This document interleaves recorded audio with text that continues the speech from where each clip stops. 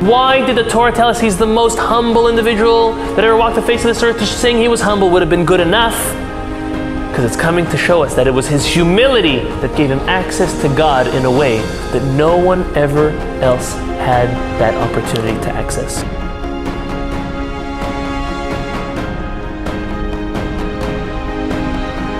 This week, Parashat Shelach in the book of Bamidbar. Actually, something very interesting about Parashat Shelach. If we look at the chronological order of what actually happened for the Jewish people during this period of time, actually we see the way it's recorded in the Torah is not the way it actually took place. The way it was first Miriam spoke, like we saw at the end of last week's Torah portion, negatively about Moshe to her brother Aharon. And she was punished for that. She had leprosy. The whole camp waited 7 days, could not continue traveling without her. The next episode that happens chronologically was the whole dispute between Korach and his rebellion of Moshe Rabbeinu, against Moshe Rabbeinu. This was the next thing that happened. And then came the story of the spies. If we look in our Torah, we don't see the order to be as such. We first see Miriam, then it skips, it goes to the story of the spies, which is this week's Torah portion, Parashat Shelach. Next week is Parashat Korach. So the Me'am Lo'ez poses the question, as many of our Mefarshim, why did the Torah switch the order of the way it actually happened? He answers as follows.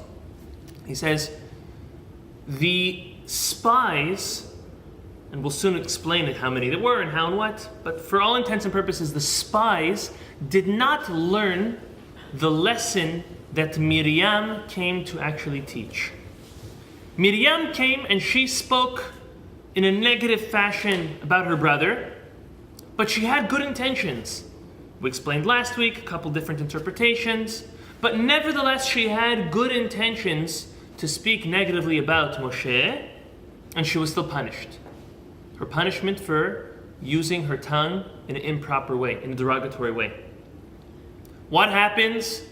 So then Korach comes, and then comes the issue of the spies. The Torah says, no, let's bring the spy story and juxtapose it with the story of Miriam to teach us, you know what the problem of the spies were? They did not learn the lesson of Miriam. She misused her mouth, even with good intentions. They came with rotten intentions.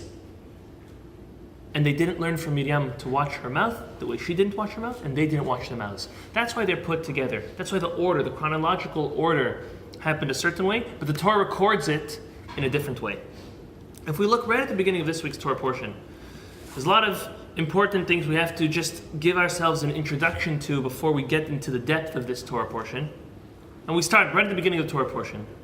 Chapter 13, verse 1, Vaydaber Adonai el Moshe lemor, God speaks to Moses. Note, it says Vaydaber, Dibur, which is more stringent, stronger terminology, opposed to Vayomer, as it is most of the time.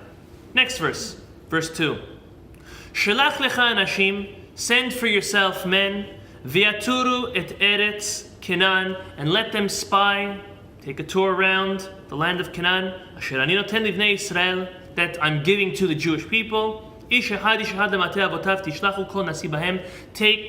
a representative of each and every tribe to go to the land of Israel. Right away, two important things we want to mention is it says Shelach lecha. God tells Moses, send for yourself. That's the translation. Could have easily said Shelach anashim v'yaturu et haaretz. Why Shelach lecha, send for you? The Midrash tells us exactly what took place. There was no need. God never intended on the spies or anyone taking a look at the land before so. But this is what happened. The Jewish nation comes to Moses and says, we want to see the land we're going into. And Moses says, okay, what's your reason? They say, you and God promised us that the land that we're going to go to is going to be full of houses, full of wealth and riches. We want to send spies we want to send ambassadors to go see if this is the land that you were really talking about. So Moses says, okay, can't hurt. It's not that bad. I'm sure Moses says that this is the land God had promised us. But before we do such a tremendous act and a decision, let me see with God if it's okay. So Midrash says that Moses goes to God and says, God, the nation wants to send representatives to go see the land.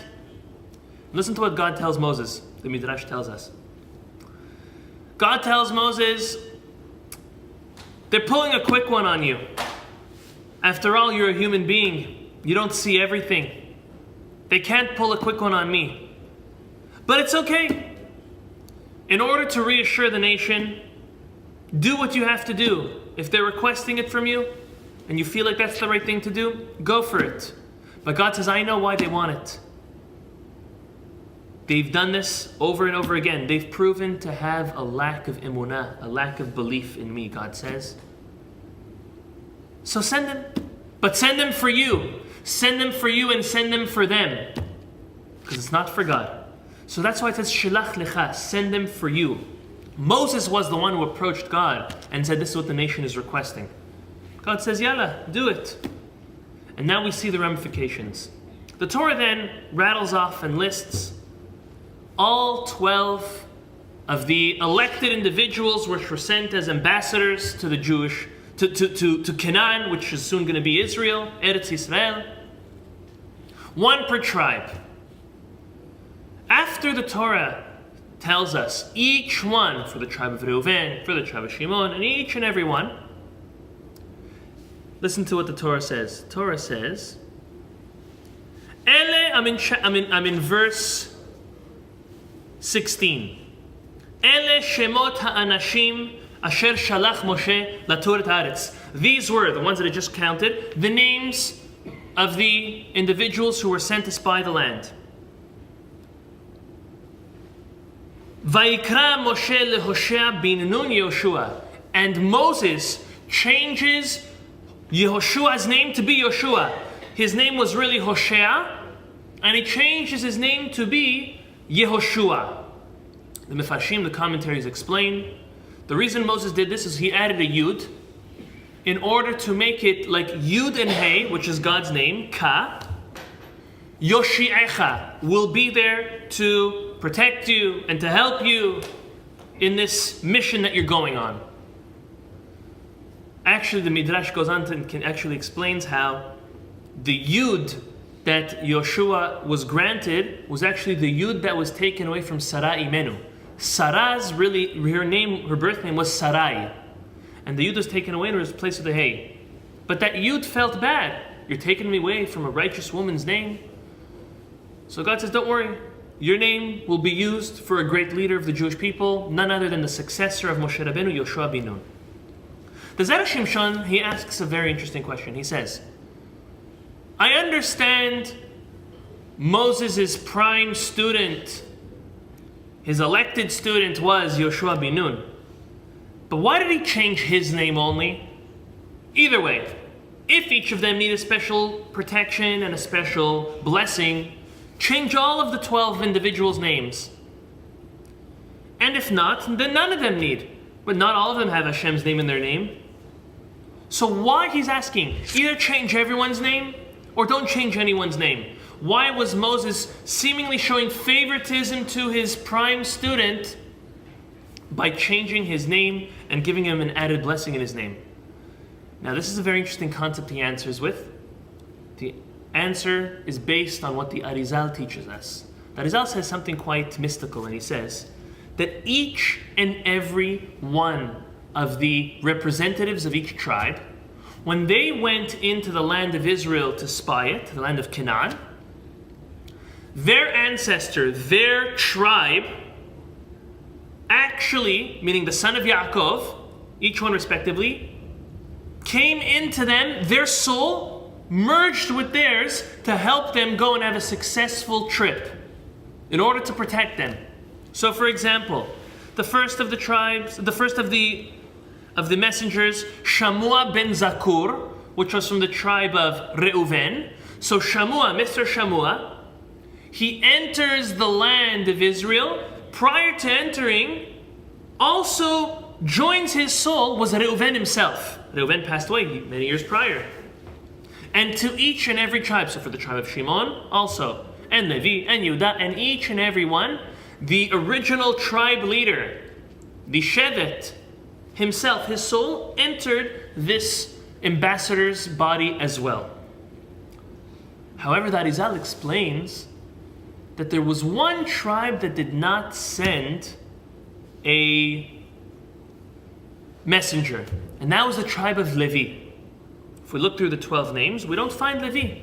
And the reason is simple, because the tribe of Levi did not get a portion of the land of Israel.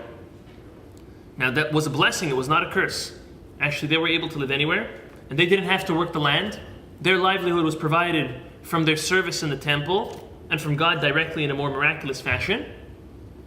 So they did not send a messenger. But there was nevertheless still 12 spies which were sent. How does that happen? Well, it makes a lot of sense.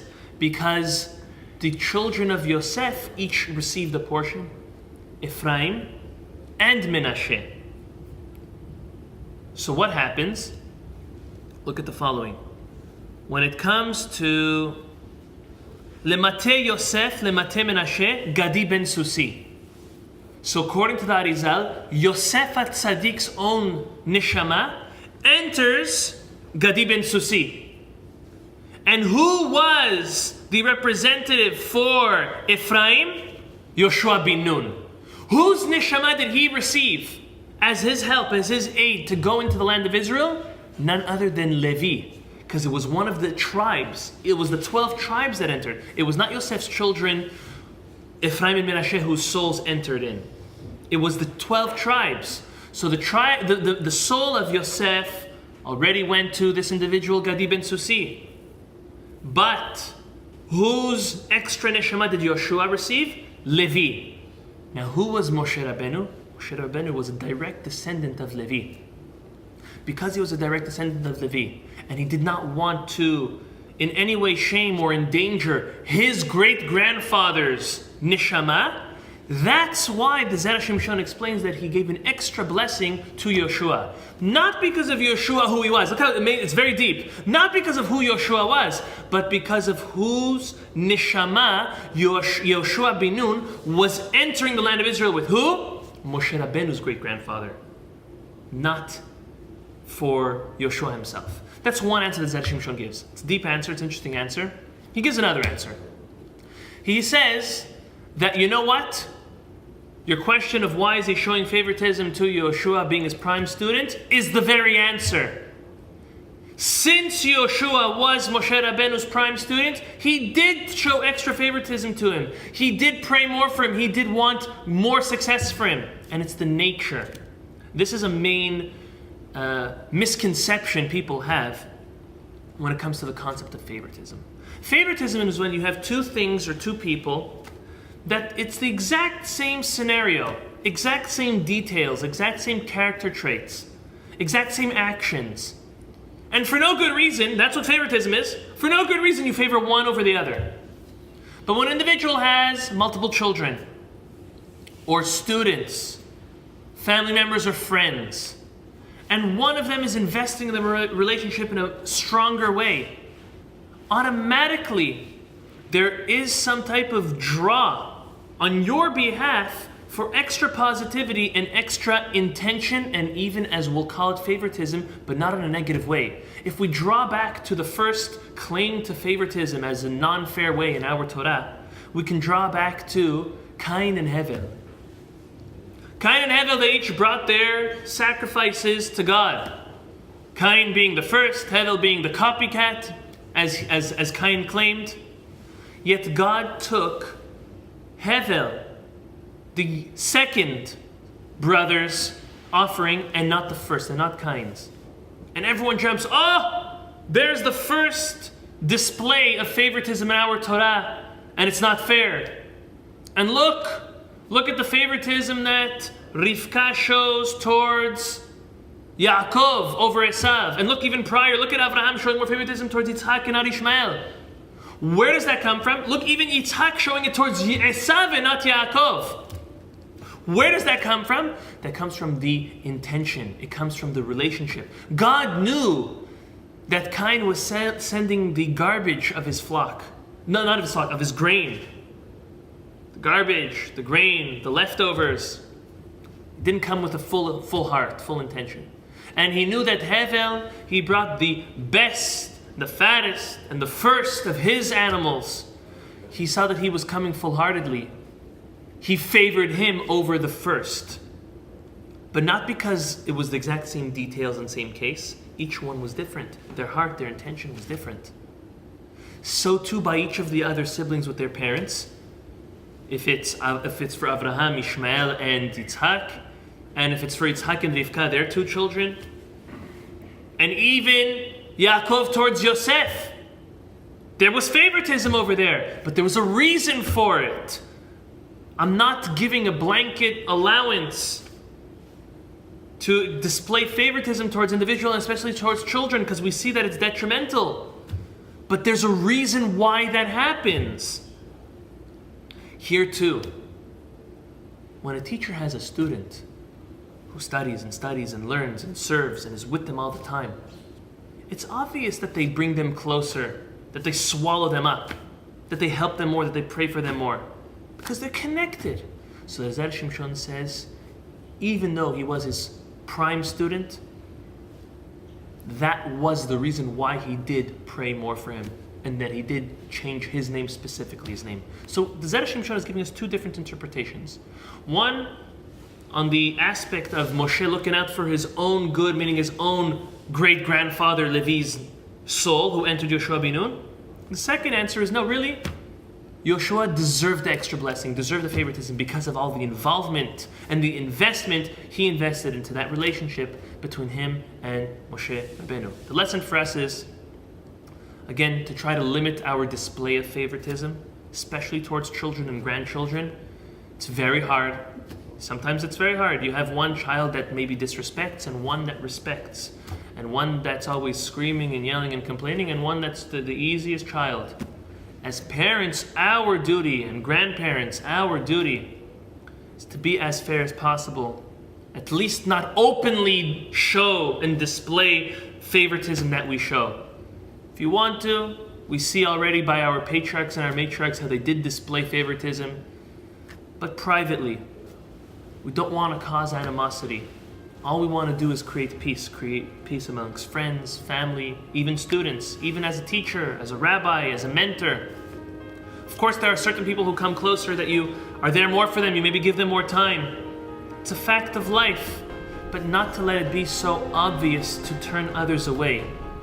As teachers, as parents, as grandparents, we have to try to be as accessible to those who need us as much as possible in a fair way. Yet, we have to understand, on a deeper level, the more you invest, the more you give towards a relationship, the more that is going to actually come out from it.